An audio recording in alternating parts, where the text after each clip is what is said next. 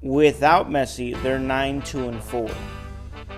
So they lose 2 more games without Messi, but they're pretty on par. They're almost kind of like with or without him. They're a little bit better, but they're not like, drastically.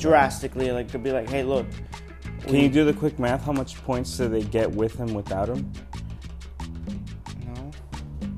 You can't do the math? How many points that they had with him or without him? Okay.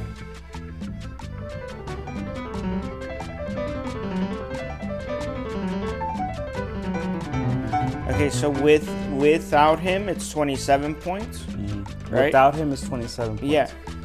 And with him, it's 30 points. Welcome to Hermanos F.C. And on today's episode, we're going to talk about Inter Miami clinching the playoffs. Playoffs. And a couple of news transfer window rumors and stuff. So let's get into it real quick. So we just went to the game over the weekend. Miami played Cincinnati. Yep. And they won. What do you think of the performance? They played well. Apparently, they went down a man.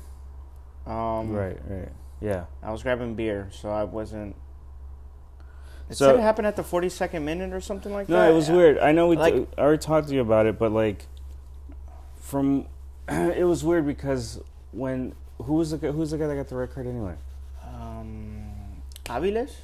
When he went in for the tackle, all I remember was the sound that it made. Okay.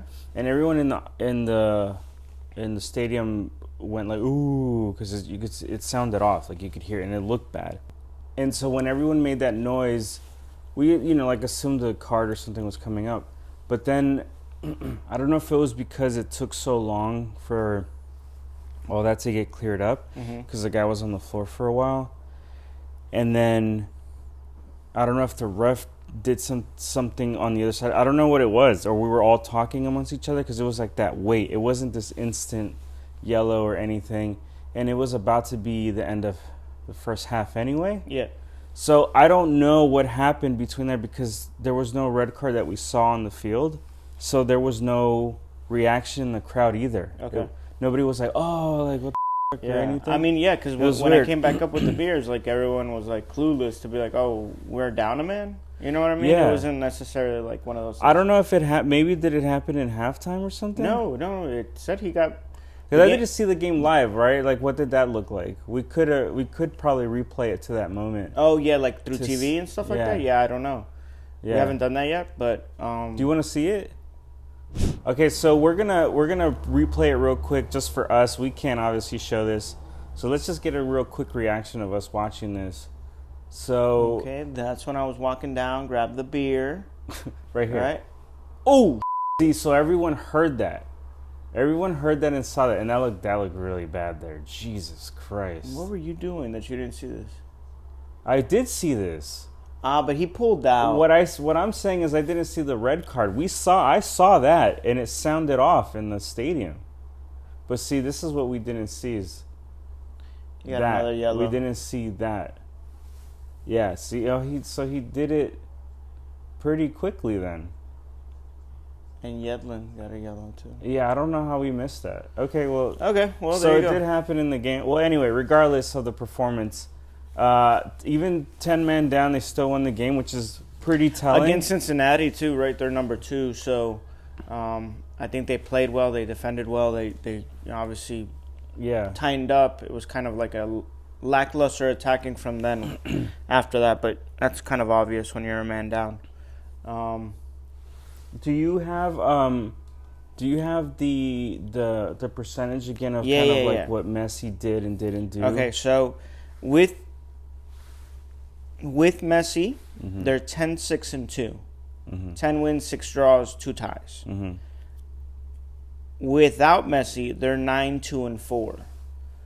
So they lose 2 more games without Messi, but they're pretty on par. They're almost kind of like with or without him. They're a little bit better, but they're not like, drastically like to be like, hey, look, Can you do the quick math? How much points do they get with him, without him?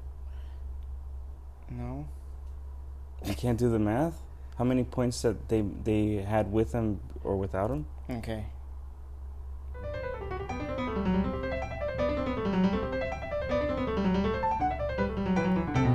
Okay, so without him, it's 27 points. Mm-hmm. Right? Without him, it's 27 points. Yeah.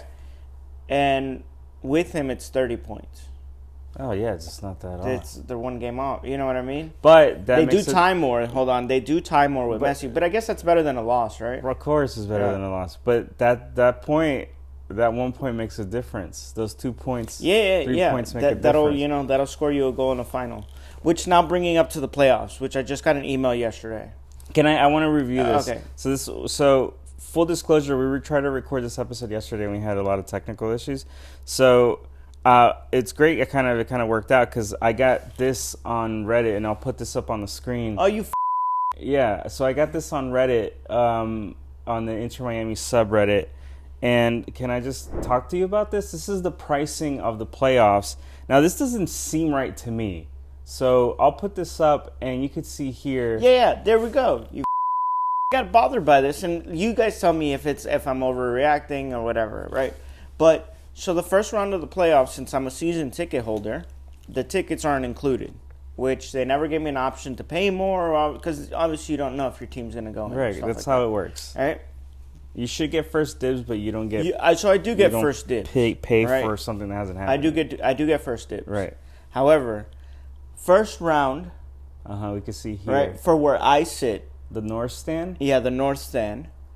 Is $70. Right. For game 1 and 2. Oh, so that's for 2 games.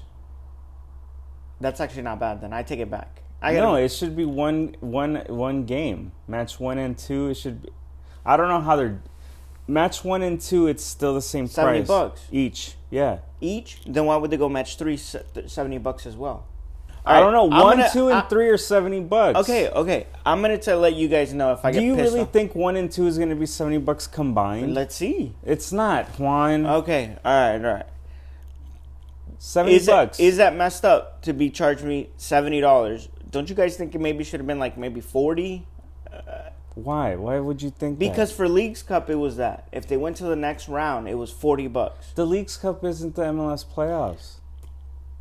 What are you thinking? I don't know, man. My whole thing was that sounds really cheap. Does it? Yeah. I don't know, man. Have you not seen how much the tickets are? Look at the other tickets. Upper West Side, $400. $700 North Lodge. East Prime Midfield, $230. That's insane. All right, maybe $70 sounds about right. Maybe to I'm me. complaining then.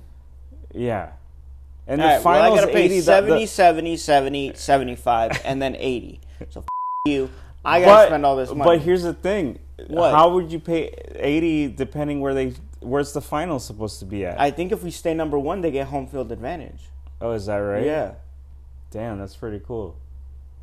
Yeah, I mean, I don't know. When I saw this is when I was just like, oh, that's pretty affordable. Is it? But that only accounts for people who get okay.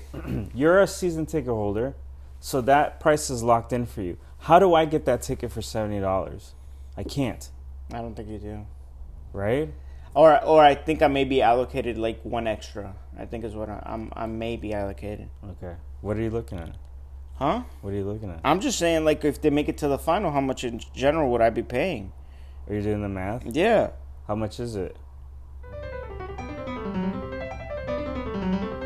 That's not right. I'm doing this wrong. It's 70, 70, 70 plus 80 plus 80. No, 75. I mean 75 plus 80. So I'm spending $365 for the whole playoffs. Yeah. If they go to the finals. Yeah. That's not bad for Dude, I also gotta pay for drinks in there, which you guys will be getting a little video of, like, what it's like to spend there. Like, what you think, I'm gonna go sober to this shit? I don't know. You don't go to soccer games, football, perdón. You don't go to football games and not have at least a beer. Do you think they make it? I know we talked about this already. You said yeah, I think they make it. I think Messi should be around that time. I know he started training yesterday. Yeah. But you said he's got until October, right? I think they should probably just even chill out on these next couple of games.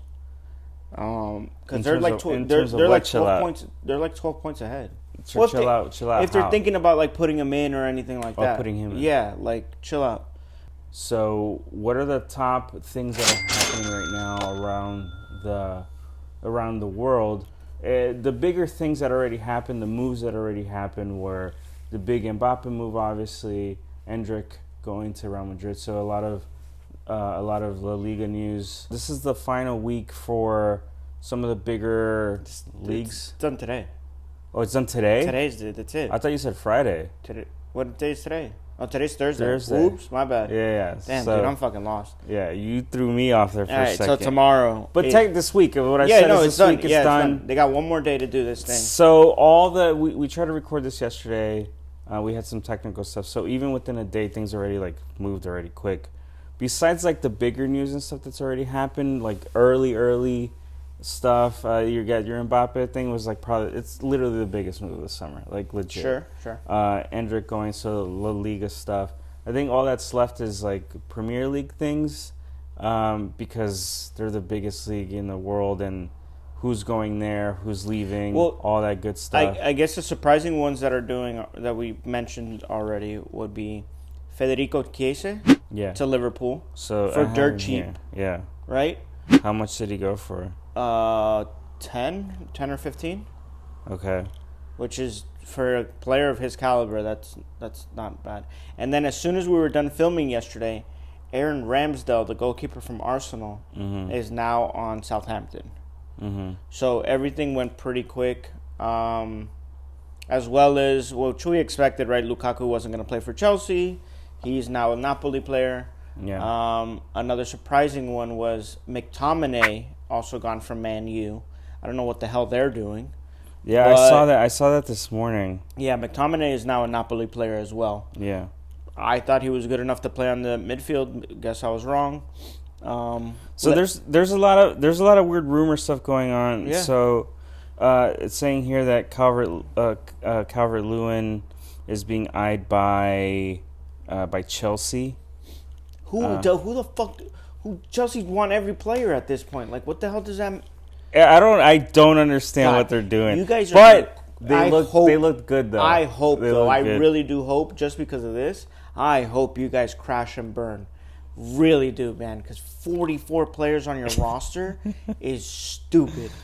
And they're letting go of